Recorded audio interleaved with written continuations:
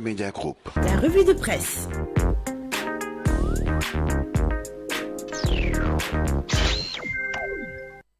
Bonjour. Les quotidiens reviennent sur des sujets multiples et variés. Un des sujets phares évoqués, la visite du Premier ministre Ousmane Sonko à Addis Abeba. Après Addis Abeba, où le chef du gouvernement Ousmane Sonko a participé au 39e sommet de l'Union africaine. Il a fait direction Jeddah. Il a été accueilli ce dimanche à l'aéroport international Roi Abdulaziz par le prince Saoud bin Djalawi. Ousmane entame une nouvelle étape stratégique visant à renforcer les partenariats économiques, énergétiques et financiers du Sénégal et une continuité diplomatique qui confirme l'activisme international de Dakar. La nouvelle touche de Sonko à la diplomatie sénégalaise affiche sur le quotidien. La diplomatie sénégalaise se refait une santé, selon l'I Quotidien ce matin, puisqu'à l'occasion de ce 39e sommet de l'Union africaine, ponctué par des séries de rencontres et d'audiences, le Premier ministre a rencontré plus d'une dizaine de personnalités. À Addis Abeba, le Premier ministre, patriarche du gouvernement, a installé le Sénégal au cœur des décisions africaines et internationales, a évoqué le verdict, une diplomatie sénégalaise active au sein de l'Afrique, selon Yoor. Le décès de l'étudiant Abdoulaye Ba, mort à l'université Cheikh Anta Diop de Dakar lundi dernier, rappelez-vous, lors de la manifestation des étudiants face aux forces de l'ordre, est toujours à la une des quotidiens ce matin. Qu'est-ce qui est à l'origine de sa mort? Le SAES estime que la tragédie survenue impose une exigence non négociable, la vérité complète. Le procureur de la République, à travers un communiqué, a informé qu'à ce stade, rien n'établit la thèse de violence physique exercée sur la victime. La lecture expliquée du procureur des chaînes en tir groupé a indiqué point actu, puisque à la suite de communiqués, des réactions sont multiples et variées. Le démenti cinglant des médecins du procureur affiche la tribune. Le commerce démonte la thèse implicite de la mort naturelle et pose une question qui fâche. Quelle est l'origine de ce traumatisme? Le collectif invite les autorités judiciaires à conduire la suite de l'enquête avec rigueur, justesse et impartialité.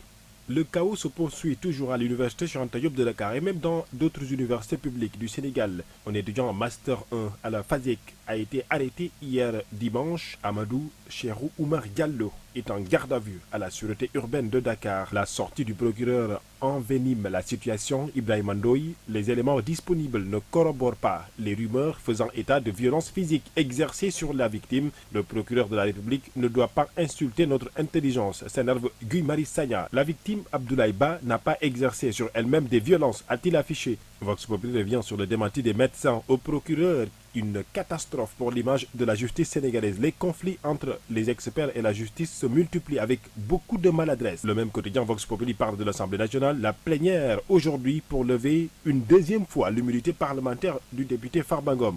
Position et posture d'Aliou Ndao en commission ad hoc. Les raisons d'une abstention d'anciens magistrats restent chevillés au respect des règles de procédure, informe mes confrères du journal Vox Populi. Liberté provisoire confirmée, immunité parlementaire, Farba Ngom marque des points avant le vote décisif, renchérit l'évidence. Devant la commission ad hoc, il a été lui-même présent pour se défendre. Farba Ngom démolit les accusations. Aliou Ndao s'abstient. L'immunité parlementaire de Farba Ngom sera-t-elle levée à nouveau ce lundi ou pas? Les députés, face à leurs responsabilités, a indiqué Les Échos. Suite et pas fin sur l'affaire Pape Cheikh Diallo et compagnie. De nouvelles arrestations, dont celle du fils de Sayer Seck, informe le journal Solo ce matin. Pas que lui, puisque Réumi Quotidien informe qu'un 13e suspect a été arrêté à Sali, un deuxième porteur du VIH détecté à Mbacké. Les quotidiens sportifs parlent de la lutte sénégalaise ce matin, avec surtout la victoire de Franc face à Tapha Tine. Une victoire en 1 minute 51 secondes. Franc impérial terrasse Tapha Tine à l'arène nationale. Un combat âprement disputé. 3e VIP après Ama Baldé et Eumeu Sène. Oui, bien entendu, derrière le roi des arènes, Modou Xaragne Lô, lui-même qui a déjà un combat puisqu'il défiera Sa Thiès, le petit frère de Balla Gaye. Le journal Tribune Sport revient d'ailleurs sur leur face-to-face royal. Modou Lô et Sa Thiès ont livré une bataille médiatique en toute civilité. C'est tout pour vos quotidiens. Merci, très bonne lecture et bon début de semaine. Alamine Senghor, bon début de semaine également à toi et à l'ensemble des auditeurs et autres internautes qui nous suivent sur Solo Media Group. Vous êtes sur la 96.1 à Dakar, mais également vous nous suivez à Touba Mbaké, à Ziguinchor, à Saint-Louis et un peu partout au Sénégal et dans le monde.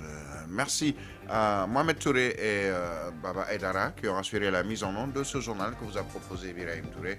L'information revient tout à l'heure, la seconde ou troisième partie de votre matinale avec toute l'équipe, Elhaj Mohamedou Mansour Diop, Elhaj Ahmed Aydara, Fatou Ndiaye Fall et moi-même pour l'actu commentée des quotidiens. À suivre à 8h le journal en Wolof d'Elhaj Mohamedou Mansour Diop. Excellent début de semaine à toutes et à tous.